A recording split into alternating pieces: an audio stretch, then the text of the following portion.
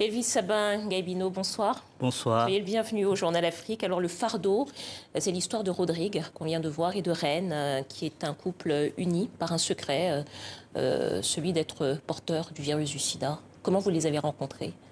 Rodrigue, c'est mon cousin.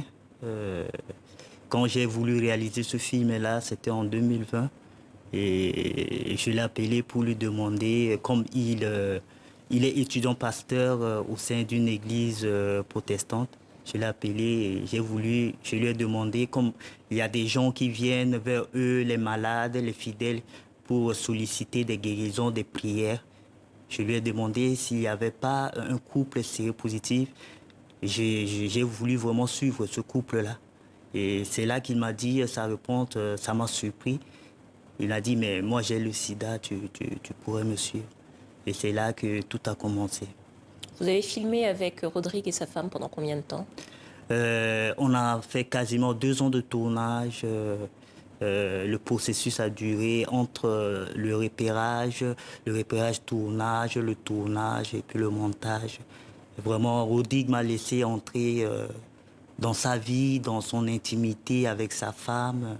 C'est une preuve de courage vraiment que je tiens à saluer, de sacrifice pour de nombreux malades du sida qui vivent avec cette maladie qui est considérée par certains comme une maladie de la honte, par d'autres comme une punition divine. Donc, Voilà, c'est ce qu'on va voir parce que c'est un couple, je le disais, uni par ce secret, celui de leur séropositivité, mais unis aussi par leur foi chrétienne. On va en parler longuement, mais peut-être encore pour revenir sur le secret. Au moment où vous les avez filmés, ils n'avaient quasiment dit à personne qu'ils étaient séropositifs. Les membres de leur église ne le savaient pas. Et maintenant, avec le film, ce n'est plus un secret. Comment est-ce qu'ils ont vécu ça? Ça a été un choc pour eux, pour moi également. Parce que moi, dans le tournage, il fallait vivre aussi avec ce secret-là. Il fallait pas le révéler bien avant.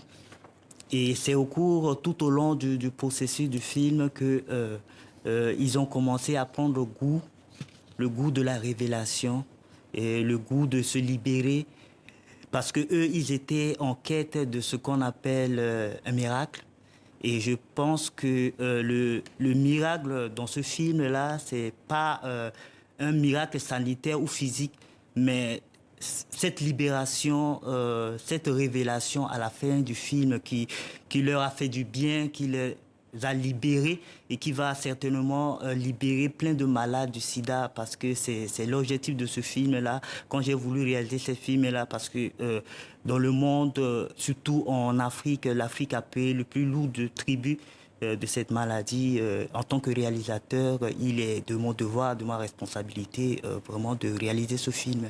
Oui, c'est quelque chose qu'il faut préciser. On voit Rodrigue et Reine dans tout le temps, dans leur vie. Vous avez choisi de tout montrer. Les moments de joie, comme quand Reine se maquille, ou bien quand le couple danse avec leurs enfants, les moments aussi difficiles, quand Rodrigue est pris par la maladie, qu'il n'arrive plus à marcher, qu'il vomit. D'ailleurs, c'est la première fois, c'est quelque chose d'assez inédit, hein, de voir le quotidien de deux personnes séropositives en Afrique, et vous avez choisi de tout montrer. Pourquoi? Comment s'est fait le cheminement dans votre esprit?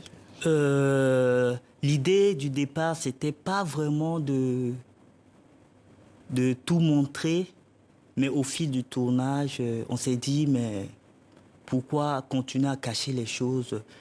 Beaucoup de gens meurent à cause de de rester isolés, cachés, et on a pensé qu'il fallait tout filmer, comment le quotidien des malades du sida, comment ils vivent avec la maladie. C'est des êtres humains comme nous. Ils vivent avec la maladie, ils souffrent, ils dansent. C'est des êtres humains comme nous. Ils sont atteints par la maladie. Et c'est une maladie comme toute une autre maladie. Pour moi, c'était vraiment important de les filmer dans leur intimité, dans leur vie quotidienne, pour montrer aux gens que ce ne sont pas des extraterrestres, c'est des êtres vivants comme nous. Oui, d'ailleurs, il faut préciser que ce film est particulièrement émouvant non pas en raison du sujet, mais en raison de la dignité avec laquelle vous les filmez. Vous parlez de la maladie, vous dites que beaucoup de...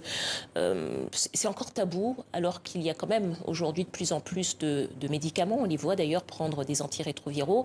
Et finalement, ça devient aussi un peu comme une maladie chronique, au fond, le virus du sida. Comment est-ce que vous expliquez que malgré tout, il y a encore cette culpabilité et que malgré tout, il y a encore ce tabou autour de cette maladie? C'est la question que moi-même je me pose d'ailleurs. Pourquoi diaboliser les malades du sida malgré les soins qui ont leur faveur, malgré les campagnes de sensibilisation. Oui, pardonnez-moi, je vous interromps, mais au fond, quand on est séropositif, on prend des médicaments à vie, comme c'est exactement le cas quand on souffre de diabète ou d'hypertension. Effectivement, oui.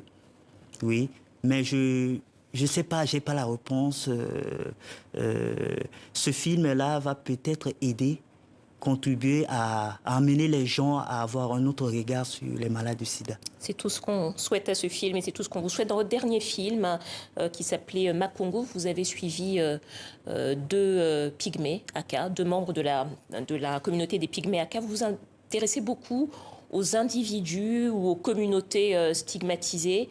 C'est ça le sens de votre engagement en cinéma? Oui, en tant que réalisateur, je me sens investi de cette responsabilité, de ce devoir-là, d'être au plus près des gens stigmatisés, de défendre l'injustice, de parler de droits des enfants, le droit à la scolarisation, le droit à l'éducation. Et c'est le sens de votre travail de documentariste et de cinéaste. Merci beaucoup, Elvis Sabangaibino, réalisateur du documentaire intitulé Le Fardeau. Je rappelle que vous avez reçu de nombreux prix pour votre premier long métrage Makongo, notamment au FESPACO. On vous souhaite la même destinée pour ce film. Il est en compétition au Festival Cinéma du Réel à Paris. Palmarès demain. Merci à vous. Merci beaucoup. Merci à vous, merci de votre fidélité.